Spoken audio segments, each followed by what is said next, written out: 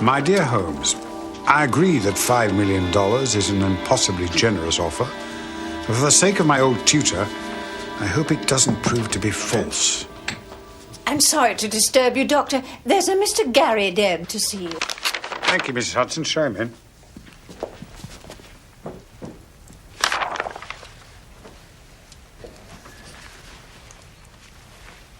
Forgive me, I was expecting someone else. Mr. Nathan Garrideb, I suppose. You must be Dr. Watkins. Close.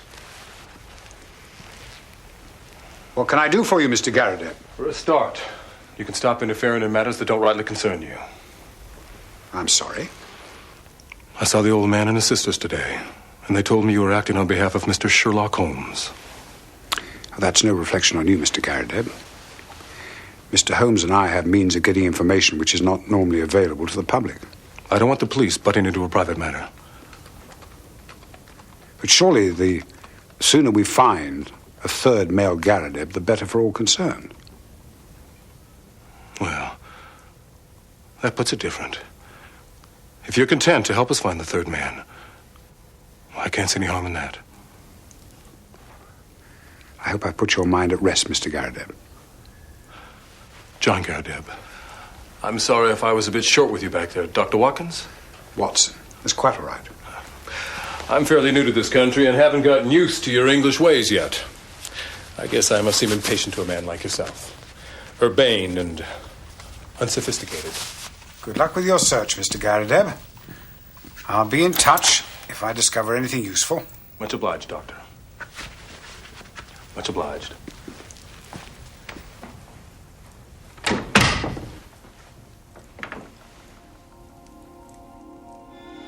John Garrideb has an English coat, frayed at the elbow and trousers, bagged at the knees with at least a year's wear. I need your help. I am... Anything you say here will, of course, be treated in the strictest confidence. We have kept the secrets of kings, madam. I am... my husband. Here it is. And now, Diamond Thief. I'll have him. I'll have him.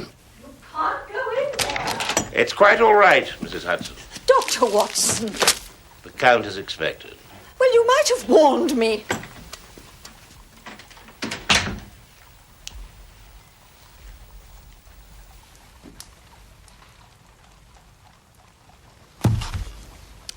I want to talk to this man in private. Stay where you are, Watson.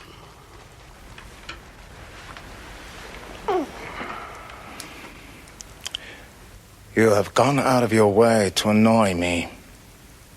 You have set your creatures upon my track. My creatures? I assure you no. 2 days ago it was a cabman. Today some booming old fool at the palace. You give my little impersonations too much praise. So, you admit that you have dogged me. Why? I want the Mazarin stone. You've come here to find out how much I know and how far my removal is absolutely essential. But I know everything except one thing which you are now about to tell me. Where is the Mazarin stone? Well, how the devil should I be able to tell you where she is? Do you know what's kept in this notebook, Count? You are all here, every action of your vile and dangerous life. You know you will make nothing of that. Here is the robbery on the Train de Luxe to the Riviera. And here, in the same year, Count, is the forged check to the Crédit Lyonnais. No, you are wrong there. Then I'm right on the others. Now, Count, you are a card player. When the other fellow has all the trumps, it saves time to put down one's hand.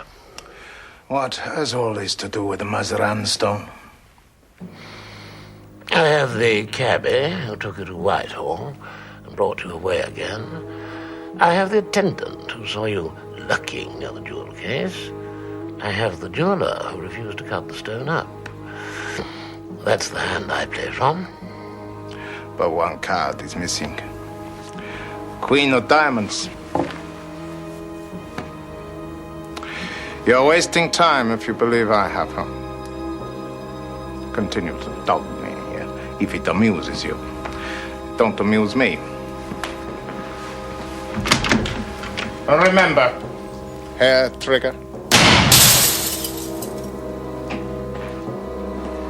How can he hope to dispose of it? The jeweler said it would take weeks to cut up the stone. Only a man called Presbury could do it in less time. And he's dead. But the man who killed him may still be alive. What does he mean by hair trigger? He means I won't die in my bed.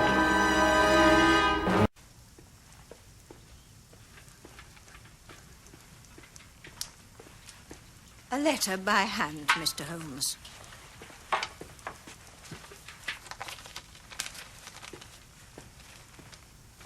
Thank you, Mrs. Hudson. Sleep well. It was clear to me, from the strength of the spectacles, that the wearer must have been almost blind without them, and I therefore considered the hypothesis that she'd remained within the house. You might say it was elementary. Oh, by the way, don't mention the snuff to Watson. Tell him you dropped cigarette ash or something. Leave me out of it. But why on earth did the wretched woman feel compelled to take her own life? She had achieved her purpose. Past hope and in despair. And the death of love. Of course. Body snatchers strike in North London. Are we dealing with a modern version of Burke and Hare? Well, sadly, the anatomy schools don't need the help of body snatchers at this time of the year. They're well stocked with corpses from the poorhouses. What do you think then? I don't know. Some outlandish cult, perhaps? Have you been consulted on the subject, Holmes? Come in, Hawkins! Ah, Hawkins. Make yourself at home. Have a cup of coffee. Thank you. Have you brought those descriptions? Yes, I have. Bodies so far exhumed. Albert Cotter, 48, fish porter of Shadwell, heart disease. Martin Rubery, 54, cirrhosis of the liver. And we don't know much about him, except it was thought he was an amateur pugilist of some sort in his youth. Jimmy King, 39, Covent Garden porter, cerebral hemorrhage. You will continue your researches? If you say so, Mr. Holmes. I do say so. And keep your eye on the premises of a certain Murdoch Gull. Yes? Murdoch, do you think? He's the fence for anything out of the ordinary. He could be our man. One more thing, Mr. Holmes. The men and I would be very honoured if you'd drop by Christmas Eve. We try to get a bit festive at Christmas, and we like to invite a few guests. Christmas. That'll be our fair visitor.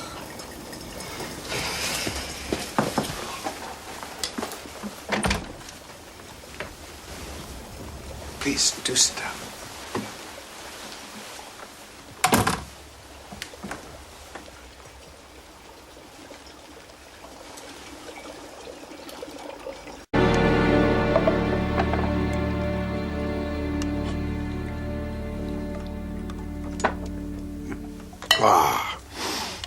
The best way of acting a part successfully is to be it. It's the Vaseline. For the forehead. Ah. Belladonna in the eyes. Mm-hmm. Beeswax. Encrustation around the lips. Why wouldn't you let me near you when in truth there was no infection? Do you imagine that I have no respect for your medical talents? At 6 feet, I could deceive you. But any closer, With your astute judgment? No. No, it was essential that you and Mrs. Hudson believed me to be at death's door. Otherwise, Smith would have smelt a rat. Rats, beeswax. Mr. Holmes, you are the very worst tenant in London.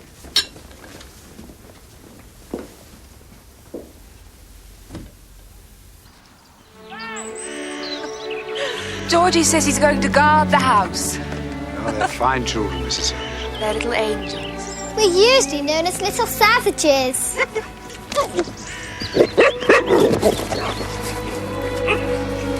Thank you, Dr. Watson, for letting us keep our home. Oh, thank you, my dear. I'd like to take the credit, but it belongs to Mr. Holmes.